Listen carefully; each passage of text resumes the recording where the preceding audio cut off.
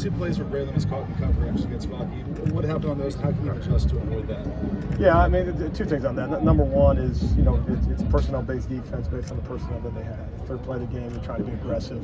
There's no justification for doing it other than it's a play that hasn't shown up on video. You're playing the percentage.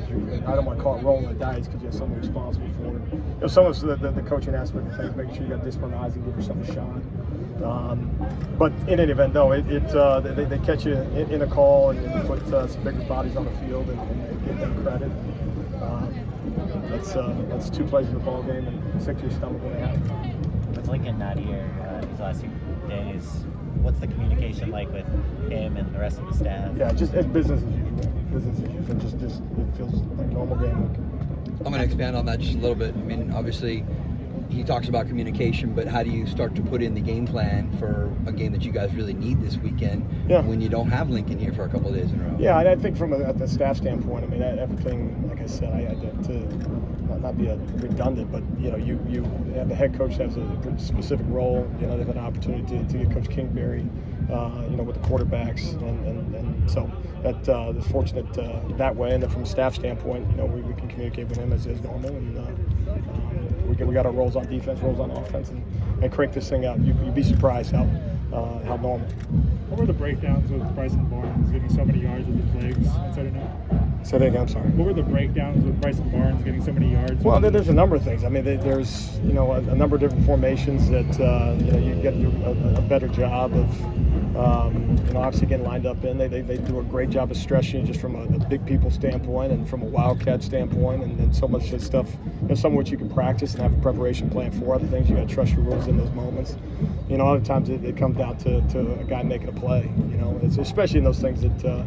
Again, it may not show up on film prior to going out there. Man, you got to trust your rules in those moments, and that's the only card that you have to play. And you look at it several times over. And say, is it from a physicality standpoint? Is it one guy? Is it two guys? Is the guy going rogue trying to make a play? Or in other instances, as we talk to these guys about, we got to make sure that the eye discipline can never go away. And that ball makes like cracks, man. It will find just like water does, and so that's something that obviously we're going to get corrected, and then really disappointed that we're still having that some of those same issues through what it is 8 games. Alex, it seems like the pressure on the conversation around this defense kind of grows every week. Your name is kind of consistently brought up. I mean, do you feel that kind of pressure? I mean, do you hear it? What's your kind of just general response to that?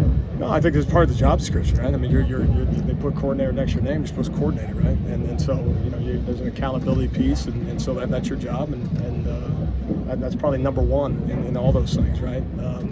I would listen to, if it helped us beat Cal, I would listen to it, and so the answer to that piece is no, but by no means do you dodge it either, right? It's my responsibility to get better and help build this program, right? We've had X number of games in a 2 years period of time, and it's not where it needs to be yet. We admit that, right? Given the fact that defense has been brought into the spotlight a bit more with these last 2 games and the results, what is the emphasis on the field for you guys this week to prepare for Cal? Yeah, I don't think it ever truly changed. I mean, obviously every Saturday presents its own challenges and some things that you come out on Mondays. When we get with Sundays with the staff and then Mondays with the guys to have a chance to look at and is it correct?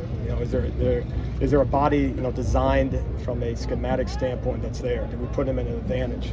Which we just mentioned, one of those instances where you can't check that box. You can't say that's an advantage. Now you can find a way to coach it better and coach them through it and put yourself in a better situation, but you can't claim that's an advantage. So then you got to look back and diagnose and see if there's adjustment that can be made. That obviously you can't play plays either, though. What if they would have ran something else?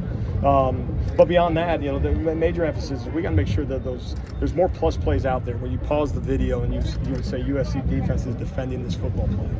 And then that ball goes forward in the wrong direction. So that's one of the emphases for the guys. That there's some plays, advantage offense. The 11 guys in a wildcat set, they shift, they motion.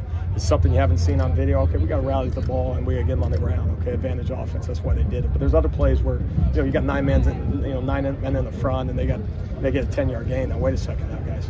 Those things have to be advantage, obviously defense. And so those things got to crank up. Which when you do that, you get sacks, you get TFLs, you get caused fumbles. When it's in the plus category now, from a number standpoint or advantage standpoint, whether it's a leverage or in coverage, man, you have to make those, because it's hard enough to make the ones where maybe you got a deficiency somewhere. So no, keep swinging at it, and it's a good group. I'm telling you what, it's we're not getting the results yet, which is just, again, my responsibility, sticks my stomach, but man, probably closer than you think, and we got to keep battling. Going back to the Barnes run, it seems in the bigger picture, a lot of those down and long situations, QB sneaks end up being the get you. Is there an adjustment or correction to make there? Maybe being less aggressive on those? Yeah, I think, to circle back to your first question, if you know they're going to run quarterback sneak, if you know they're going to run the back on the wheel concept, similar personnel group, they don't tell you what they're going to run. We sure wish they would, but having the necessary bodies, at the LOS, yes, can you hit it before he gets 2 inches or 5 inches, and there's also a 4th down stop on film, which is pretty good, so no, it varies in that, but one of the things, especially when you're talking about whether it's wildcat or quarterback run game, is they can zero you out real quick, which is in very vulnerable situations, and as honest as I can be with you, when you get caught in a vulnerable position, third play of the game, that as disciplined as your partner, as a coach, or certainly you try to be, that kind of lingers in the back of your mind a little bit as well. So I guess if I'm going to critique myself, is you got to make sure that play's gone. You can't replay that. Thank you, Coach. I appreciate